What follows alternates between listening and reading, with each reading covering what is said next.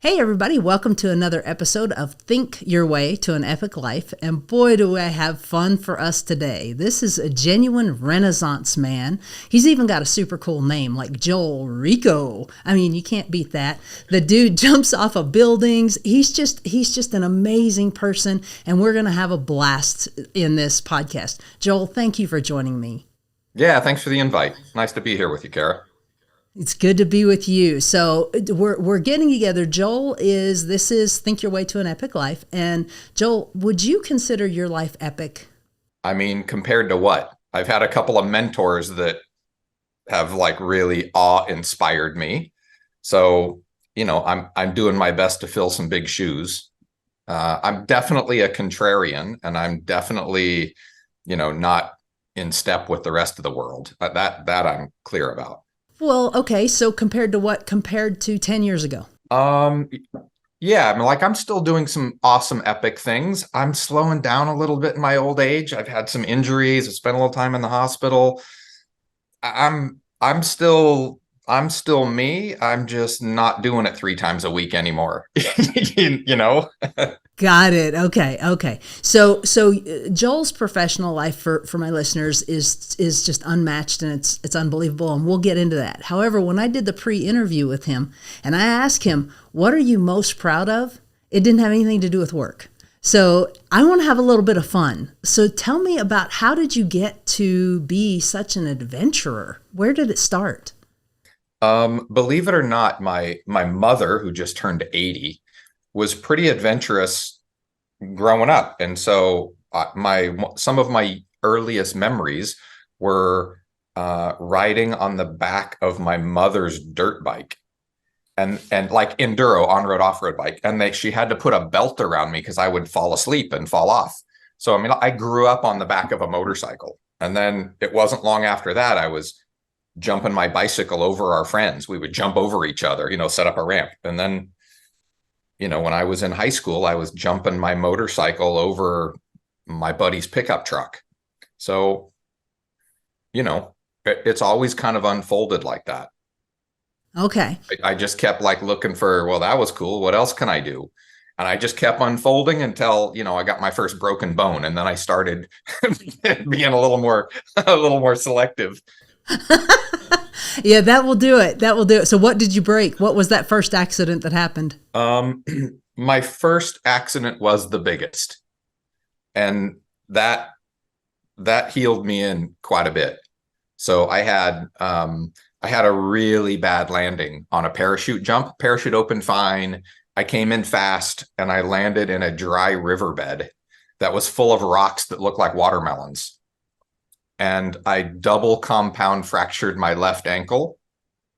I compression fractured 2 vertebrae, and I tore my SI joint, which is one of the hinges in the pelvis. And so I got pretty smashed up. And the fun part is I had jumped off the tallest bridge in Japan. And all I could think of was, I got to get to Tokyo. I was way up in the mountains, and all I could think of was, I got to get to Tokyo. I got to get to Tokyo. So with bones sticking out of my leg, it took me about 2 hours to crawl to my rental car and about 2 hours to drive to the nearest train station. And I got on a local train, and I had to train transfer to a Shinkansen, a bullet train. And then I took a taxi cab. It was 9 hours to get to the hospital. It was a big day. That one slowed me down a bit. So that was a big one. That sounds like you could I've broken my collarbone and a couple of ribs here and there, and nothing major. That was the big one. Oh, I'm sorry, but in my opinion, any bone that is broken is a big deal. It's just, oh. It sounds like you could almost write a book just about that one incident. I mean, I don't know, maybe. Think anybody would want to read a story about me getting myself all smashed up? Maybe. Well, what are the lessons? Yes, I do. What are the lessons? What did you take away? I don't know. Did I learn anything good? Yeah, one of the rules in base jumping, which is for those of you that don't know, base is Base jumping is an offshoot of parachuting, skydiving, and BASE is an acronym that stands for Building, Antenna, Span, which is a bridge, and Earth. So technically, to be a base jumper, you have to have jumped off of all four of those objects. So one of the rules of base jumping is always walk the landing zone before you jump. And that particular time, I knew this bridge was there. It took me all day to get there. And on the top of this bridge, I just saw a deep valley and a river gorge and a big sandbar. And I thought, I don't need to hike all the way down there and all the way. I'm fine. I'll just land in that sandbar. No problem. But when I got down there, the sandbar was about 4 feet by 4 feet square, and I missed it by about 3 or 4 feet. So the lesson was always walk the landing zone. Had I gone down there and walked that landing zone and seen how sketchy that was, maybe I would have, I don't know, had some other plan, perhaps. I don't know you that well, but I wonder. I imagine you hiking all the way down there and then coming back and not jumping. Yeah, I mean, I've walked off jumps before that didn't feel right, for sure. But yeah, had I walked down there and seen how sketchy the landing zone was and how little that sandbar was, I may have had some second thoughts about that jump. Wow. Okay. So yeah, that's a big day. It's just so crazy to me. And one of the things that you said that was so powerful about what you do is that when you're there and you're thinking, your logical mind is saying, this is dangerous, this is crazy. And then your other logical mind says, I've already checked out all the possibilities. I'm overriding you. Yeah. How powerful is that in your life? That's pretty big. That actually started early on. Like, this whole endeavor started when I was in college. So I was a hardworking nerd engineering student, doing lots of complicated math and whatnot. And I just thought, I need a break. Like I need some sort of outlet. I'd been just nose to the grindstone. And so at the time, bungee jumping was all the rage. And so I went and made a bungee jump, and it really happened there. I'm like standing on the edge of a bridge that's 350 feet tall. And I'm like, holy, what am I doing? Like every voice, every fiber is like hanging on for dear life. And I had watched a couple of people go first. I knew that this big rubber band was going to stop them. I knew they were going to get pulled up. I knew they were going to be scared, and I knew they're going to be excited when it was done. I watched it. Like they lived, the next one lived, the next one lived, the next one lived. Oh crap, it's my turn. But still, even after I'd watched all those people do it, still there's this like, gripped onto the bridge. Like there's, we're hardwired not to plunge to our death, And so I don't know. It just took a lot of internal dialogue. Okay, those people did it. Those people, I watched them tie the knots. I watched them secure me. I saw the safety procedures. I watched somebody else do it first. It took a lot of self-talk to get to that place. And then the interesting thing is every skydive, every time you jump out, every time I jumped out of an airplane, every time I jumped off a bridge, every time. There's a bridge not far from me that's the third tallest bridge in the country.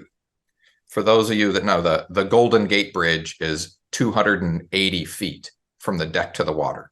There's a bridge by me that's 760. And I've jumped it a lot. It's pretty close to where I live. I've jumped it a lot. And every time I'm like, what am I doing here? I got shit to do. I got stuff on my schedule. What the hell am I thinking? Every time.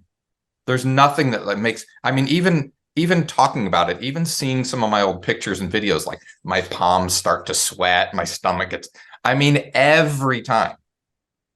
No exception, every time. Why do you still do it? I think, well, I'm doing it a lot less now that I'm getting a little older. There's something about it though. Like I really feel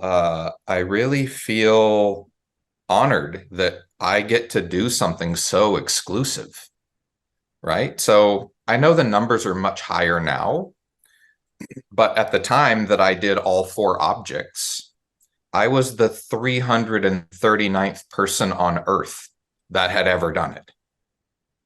And I have a couple of jumps in Yosemite where I'm like the 80th person, the 80th, I'm the 80th human being that's ever done it. So there's something about it that just feels like exclusive and special, and like I get to do something that nobody else gets to do. And boy, after doing it, like, I'm not a thrill seeker, but I am an adventure seeker. So I really like the adventure of it. And there's an adrenaline or a dopamine shot that brings me to life like it's like nothing. I'm like on top of the world. I think after that, so I made a really big jump when I was in college, my senior year in college. And I had just gotten drafted into a company. So I was just about to graduate, had my first real engineering job, and I was interviewing for this bigger position. And I had made this insane jump like a few days before. And like, I'm walking into this job interview and I was a little nervous, and I'm like, the hell am I nervous about? I'm going to sit in a room and talk to a couple of old fat guys. Like, like it just put everything in a different context. I'm not nervous. I mean, I might say something stupid. It just reset everything. If I can do that, I can do anything. Yeah. So would you recommend it for others? No, I don't. I do recommend, and I have recommended for many people. And I even, many years ago when she was younger, I even took my mother. I recommend that everybody go make a skydive. So you can do a search, like do a Google search for skydiving center, or it's called a drop zone near me, and call them and say, do you offer tandem skydives? And you'll get strapped onto an instructor and they do all the work and you just go for a ride. And you get a little half-hour video on what to do and what not to do. And they jump and they fly the parachute, they land it. You just go for a ride. And you're strapped to them in front of them. So you have the front row seat. So I recommend everybody do that for sure. That, because you're in the door, like, holy shit, like you're hanging out, like, I'm not getting out that door. And they go, okay, we're going to go on 3. 1, 2, and then off you go. There's the secret. Because you don't brace on 3. They're like, 1, 2, out you go. So yeah, just that is, overcoming this giant voice. And, I'm not saying there's no risk, but the people who are trained to do tandem jumps, it's the highest rating. These guys have tens of thousands of jumps. They're as good as you can get. And tandem injuries or tandem fatalities are very low. Most people don't know this, but it's safer to skydive than it is to ride up to altitude in the skydiving plane. More skydivers die in plane crashes than under parachutes. The parachute jump is the safer part, believe it or not. I believe you. I do, because we're recording this and the whole world's going to hear it. Yeah. Okay, so what are some other adventures that base jumping has lent itself to you? What do you mean other adventures? Like things I've done besides base jumping? Yeah, is it like the gateway drug? I don't know about that. I think it's probably the ultimate drug. I've done some things along the way. I'm a scuba diver. I was a scuba instructor. I lived in Central America teaching scuba for a while. And one of the things that I really like to do now, I barely scuba dive anymore, but I like to free dive. So I like breath hold free diving and breath hold spearfishing.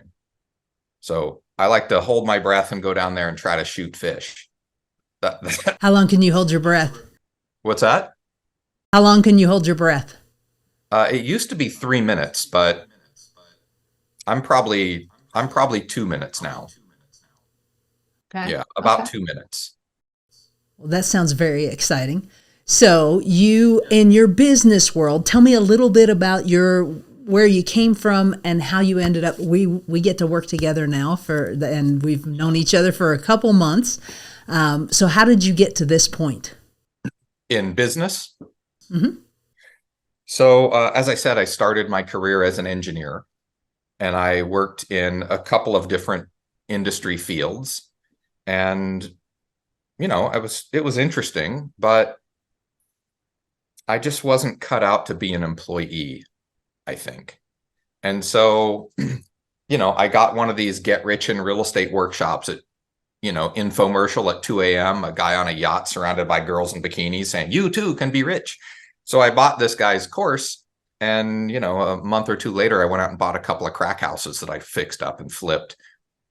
And then in the process of trying to buy more real estate as an investor, right? Because I had money and I wanted to do something other than screw around. And so I started, buying houses to flip.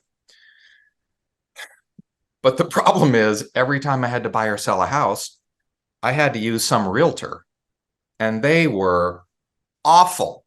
I mean, awful. I had one realtor that I said, look, here's the deal. I want to buy some fixers back when everything was on paper, right? So I took like 5 or 10 purchase agreements. Back then, there were 3 or 4 pages. And I signed blank purchase agreements. And I gave her 5 or 10, I think 5 blank $1,000 deposit checks. And I'm like, you just send me the addresses of newly listed fixers. And I'm still an engineer. I'll go at my lunchtime. I'll go look at the property. I'll run my own comps. I'll write my own offer, and I'll just send it to you and you submit them. Now, today, I would kill for a client like that, right? I'm going to buy 5 houses this month. Here's my deposit checks. Here's my contracts. You just email them to me and I'll send you my offer and you submit them for me. Like, I couldn't have been a better client. And so they'd send me an address and I'd go look at it and I'd go, oh, the numbers are going to make this sound really dated, but it's on the market for 85 grand. And I'd say, I'll buy it for 78,500, all cash. I'll close it in 10 days, blah, blah, blah, easy as can be. And she'd go, oh yeah, sorry, that sold yesterday. I'm like, you sent it to me today. What are you doing?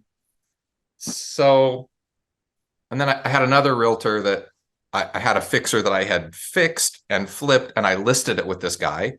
I'm not going to out him, but his name is Bill. and and I got the property, and we got the property in escrow, right? Some offer came in, and I'm like, yeah, take it. Like, I got stuff to do. I'm not going to argue over $1,000. Like, let's go. Put it in escrow. And then like a week and a half later, my listing agent Bill calls me and he goes, hey, good news. I got another offer on that house. And I'm like, but even if it's a better offer, I'm in contract.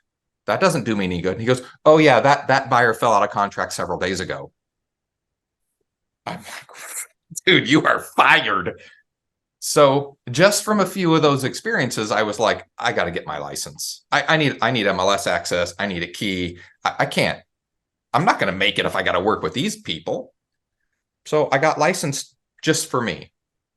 And then when the people that I knew in my life and in my engineering company, they were like, you have a license? My realtor's horrible. Would you please come sell my house? Would you help me do one of those? And before you know it, I wasn't trying to be a realtor.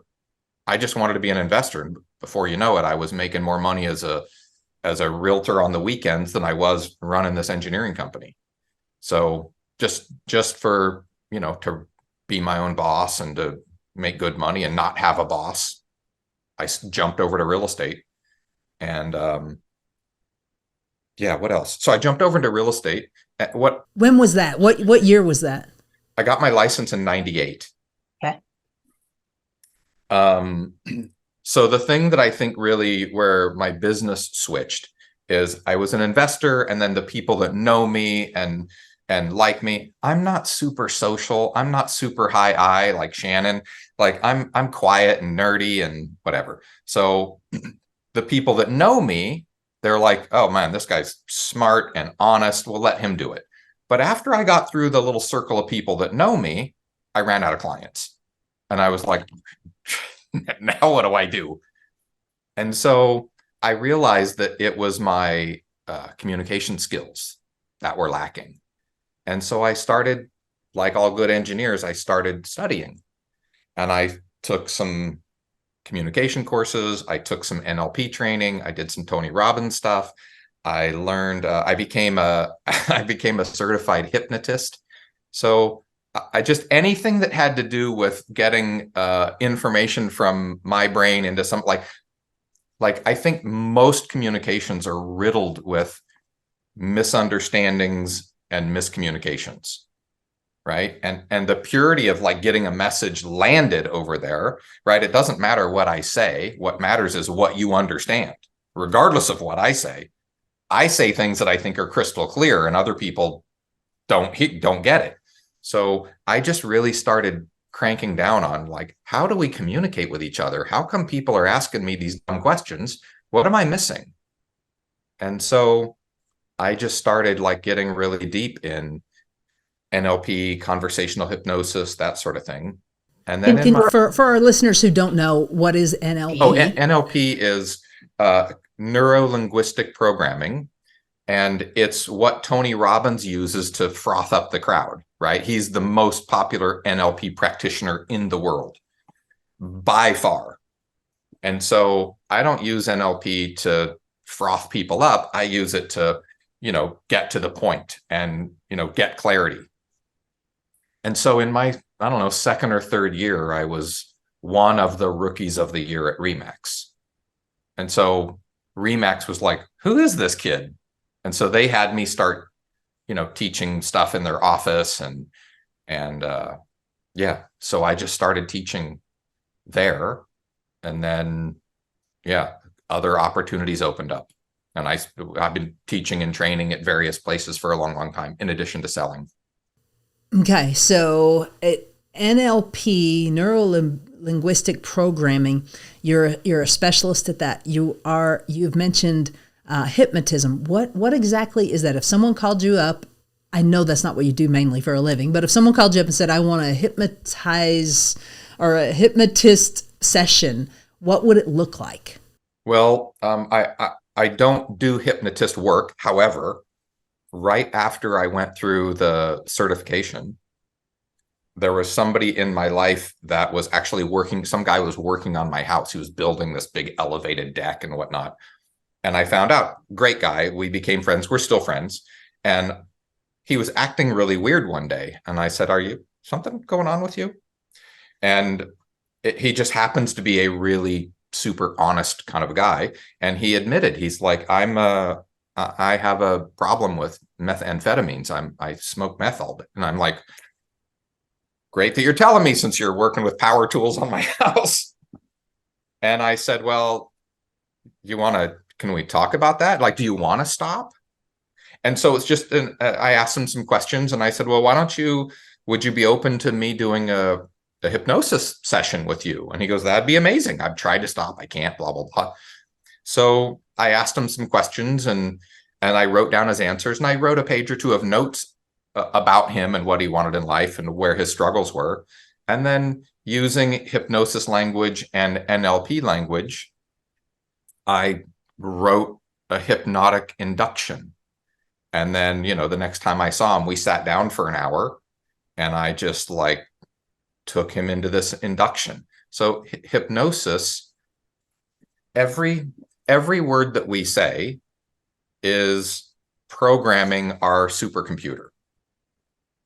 And so, we say things like, we justify things like, it's okay, I'm just going to do it this once, or I need a little boost this morning because I'm tired, it'll be good for me. So we have these conversations that justify our behaviors.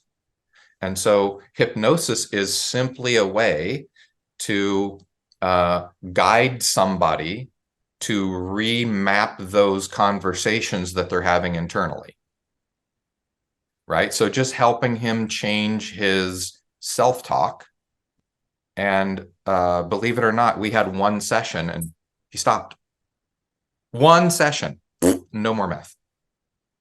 And so he went from being this is a true story. By the way, shout out to my friend Jared. He's amazing. He was a handyman at the time, talented handyman. I should say too that he had some addiction issues because he was the front line in the military and saw some shit that people shouldn't see, and he came home a little riled. Like I can't imagine what kind of PTSD I would have if I was in those shoes. I don't want to be in those shoes. But he came home a little scrambled, made some bad decisions. And today he was a handyman. Now he's running like his own construction company, and he's killing it. He's killing it. He's building big houses and contracting like ground up custom homes. He's killing it. He's doing so awesome. So, but yeah, one session and he just remapped it. That is so miraculous. It's kind of surprising that you don't use that anymore. I mean, I studied that because I was interested in the way we communicate with each other, the way I hear you, the way you hear me. Is my message getting through? So it's just a communication model for me. And I wouldn't say that I don't use it. I think I use everything as best I can, but I don't really do like hypnosis sessions like that because I might use a little hypnotic language if I'm getting somebody to, sign the contract, maybe, or, invite me over. Certainly you're in the language class now, right? I am. So for those of you listening, I teach a workshop called The Language of Agreement, and it's NLP, hypnosis, plus 10 other things mixed in on, how to communicate powerfully for salespeople. And so there's all kinds of hypnosis woven into that. I do want to give a shout out to your class. And guys, I'm telling you, you know me, I am a freak about learning everything I possibly can all the time. Yeah, me too. And in this class, just the introduction to this class, Joel was talking about finding out some way to agree with a person. So if someone is saying the sky is purple, you can't say, no, the sky's blue. You can say, yeah, I can see the hues of purple. And then it takes down their defenses. And I had a woman that I have sold 7 homes for, and we were on the 8th home. And that day, out of nowhere, she was off her rocker. She was not being reasonable. She was yelling. She was upset. I was on the phone, and I was able to use what I learned in just the introduction to the class. And I just calmed her down, and I said I agreed with whatever it was. It was very silly. And then she says, literally, she went from rah, rah, rah, rah, rah, to, I don't know, Kara, what should I do? It was beautiful. Yeah. I mean, that class, guys, it's coming out again in January, correct? Yeah, it launches again for agents and brokers. I want to say January 17, if that's a Wednesday. Yeah. Okay. You really need to be in that class. You really do. It works not just, even if you're not in sales, it works in your communication with your family, your friends, the person behind the register, everywhere. So language of agreement, it used to be called language of sales, or? Yeah, when I was working for KW Maps, it was called the language of sales. I wrote that curriculum when I worked for the Academy of Influence back in 2006. So, and that the curriculum that I wrote in 06, it's a similar structure, but it's evolved and been edited and added to and made more modern for current things. But I've been teaching some version of this since 05, 06. Okay. So your life is just so huge. Right now in your life, where would you say the bulk of your time is invested? The bulk of my time? Yes. In business or fun or? That's what I mean. Is it more business now, or is it more fun now? I don't broker properties very often, although I put $1.8 million in escrow last week, was pretty awesome. Mostly what I want to do is I like to do fixer projects. I like to find like the biggest piece of crap on the street and turn it into something awesome. If the numbers work, I like to hold those if I can. If I can do that with multiple unit properties, even better. So I'm not like a typical realtor, although I still do some of that. I'd rather do that for myself. And then I teach this course and I do a little bit of coaching. And I mean, it doesn't work quite this way, but I try to get out for an hour on my mountain bike every day if I can. There's a fantastic single track that's 5 minutes from my house, and I have about a 15-mile loop that I ride almost the same loop every day, and I time myself, and I have a tracker, and I try to set PRs if I make it up that hill or around the lap fast enough. And so I'm pretty committed to tearing it up on my mountain bike as often as I can. Okay. Never ever a dull moment. Yeah, I mean, it's the best exercise I know, right? Because I got some broken bones and whatnot, so I can't run anymore. So I had an orthopedic surgeon say, dude, you need to get a bike. You need to stop running right now. So yeah, it's great exercise, and it makes me feel like a big kid out there riding my dirt bike. So, a pedal powered dirt bike. So yeah, it's a blast. Yeah, Okay. that's lots of fun. So, coaching client, who would be the perfect coaching client for you? Somebody that's pretty much has their business. Like, I'm terrible with a brand new agent. If somebody's been in the business under a year and they're just getting started, oh God, I'm horrible. I'm horrible at that. Like, they need a Robinsino, or they need somebody who's great at that. Who's really good.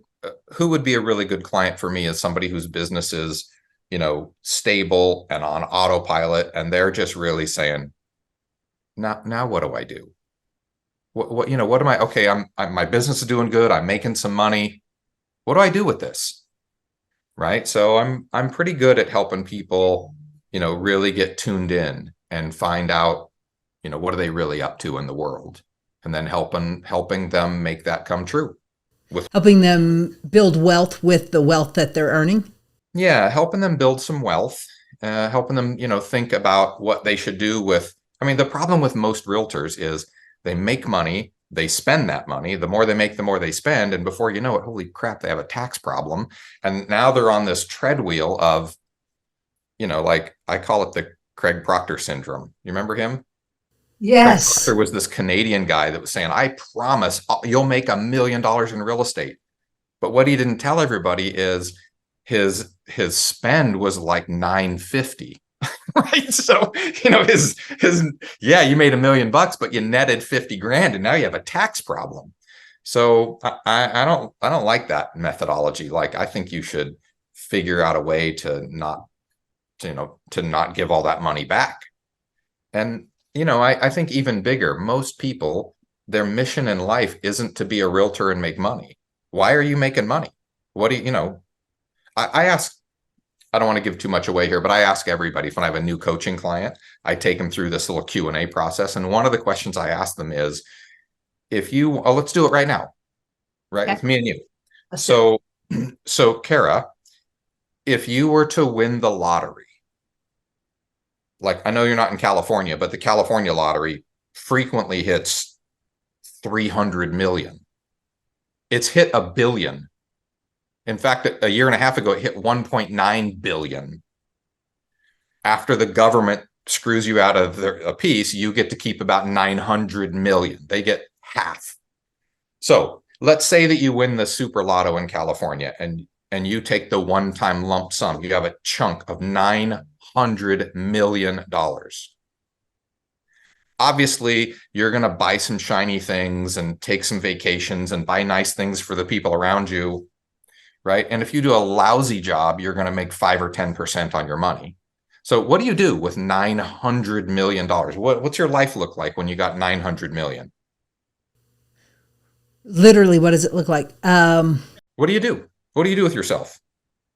For me, I have a dream of there's a loneliness epidemic in America, and I have a dream of having orphanage and a retirement center and some kind of an animal rescue all on one huge property, and then have that be something that goes across the world, right? Because the lonely older people have the lonely kids and vice versa. So I think that's where I would invest most of it.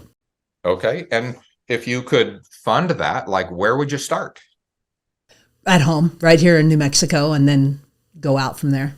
Okay. And what's the first step that you would take? Like, how would you get that kicked off? I would talk to a company that already has a retirement home, like the Beehive, and hopefully they would want to do it and kind of leverage that out, and talk to someone who already has orphanages and understands those, and someone who already has an animal rescue, and bring those people together. Okay. It doesn't sound like you need a bunch of money to do that. Does Well, I'd that need the require a bunch land. of capital? Well, I think so. You need the land, you need buildings, you need. Well, not necessarily. You have people that are already doing it. They But already they're not together. They're not together. This is like you got the retirement home over here, and you've got this person over there. Well, and until you build your own giant center, could you make this work if they're not under the same roof temporarily? Sure. Yeah. Maybe shuttle them over to the animal rescue, shuttle them over to the kids, shuttle the kids over to them. Yeah. Do you think maybe it's possible that you could sell this idea and have them put a few percentage of their revenues towards commingling with these other players? I mean, you could probably negotiate that out right now. Do you think that's possible? It doesn't sound like you need 900 million to do that. No, I don't think you need 900 million. Okay. And what would happen if you were able to pull this off, like solve this loneliness pandemic just by setting up one of these? What would that do for you if you were able to set that up? Give me a sense that I was here for a purpose and I fulfilled it. Oh, very good. This is so fun doing this with a coach because you just like get right to the point. Everybody else beats around the bush for 10 minutes and you're like, right here. So, and you know, what would it mean to you if you fulfilled your life purpose? Joy. Awesome. So is that something that you could at least have one of these initial conversations with the old folks home or the orphanage or the animal rescue place? Could you, I mean, I'm just curious if you would put a couple of those conversations on your schedule this month. Absolutely. So, I mean, even an exploratory conversation. Hey, I have a vision. I'd like to just brainstorm with you guys. Who there? Can I talk to the director for 10 minutes? I love it. Okay. So, you know, like that, I usually do that by introducing a stack of money. It removes money as the hurdle. And most people say, you know, when I have a bunch of money, I'm going to do this, I'm going to do that. Right. And so I really think it's powerful to have the conversation of what if money wasn't the hurdle? What would you do? What would that look like? How would your life be different? And then I always want to get somebody moving in that direction before the money shows up. So the money is more of an excuse than a hurdle a lot of times. In most cases, like, you know, if we wait for enough money to chase our dreams, like, shit, there's never enough money. You know, there's never enough money. Right. So, you know, start chasing the dreams now. And I think this is the place where most of us get it backwards, is most of us think when I get enough money, then I'm going to fulfill my purpose. And I think it's when we really commit to fulfilling our purpose, the money shows up. I love that. That's a mic drop right there. And it is true. You know, Zig Ziglar made it very, very clear. The best way to get what you want in life is to help enough other people get what they want. That's it.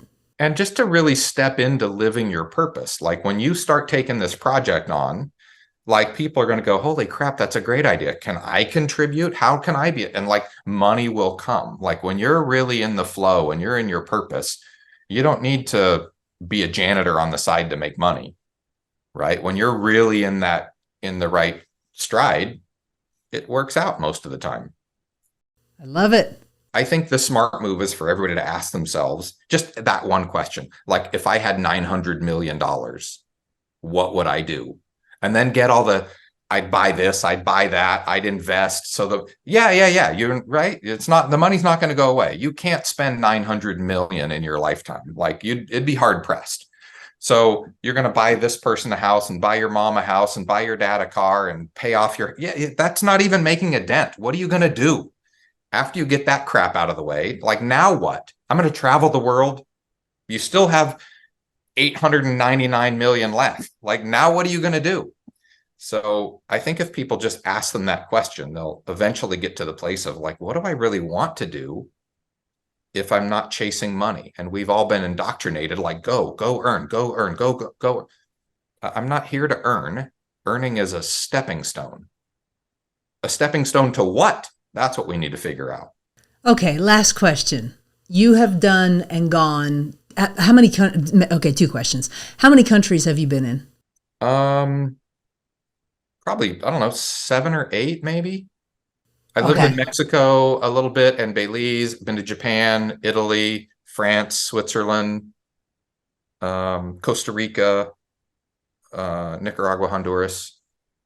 Was that 8 or 9? That's a lot. What's on your bucket list? As far as travel? Yes. I just heard that they had some record flooding yesterday, but I think it would be cool to go see Dubai. I think Dubai, just they're doing things there that I think are really, I've always been interested in Australia, obviously. Interesting place. They speak English.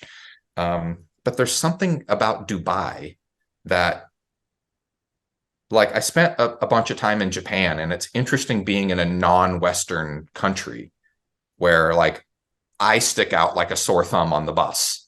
Like, I get on the bus and people are like, tall white guy over there. What are you doing here? It's interesting. So I think Dubai is just a country I know little about. And I'm a fan of architecture, being an engineer. I think they've built some really interesting buildings. The Burj Khalifa, the tallest building in the world, was designed by an engineer that I knew. He passed away. I'd love to see that building manifest because somebody I know designed it. It's a culture that I know nothing about.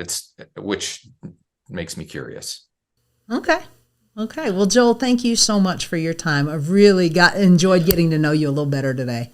Yeah, thanks for hosting me. I appreciate it. And I hope I know you're in there now, but I hope some of your people show up to the next language class. It's really fun. Teaching that class is super rewarding for me. My most common feedback from that class is not only my sales go up, my relationship with my spouse is better. My relationship with my kids are better. Like, my life is like, I'm no longer battling misunderstandings. It's crazy the kind of feedback I get from that work. So I love that class quite a bit. And you should. Really, guys, I can't stress enough to you how important it is to get in that class. And it's very intimate. You know, there's like 30 of us in there or something, and I've had that class with a couple hundred people in it, but I'd say typical launch is 50, 60 people, and it's open enough for Q&A and whatnot. And I just really love that work. I get so much super powerful feedback on what a difference it makes for people. So I really dig that a lot.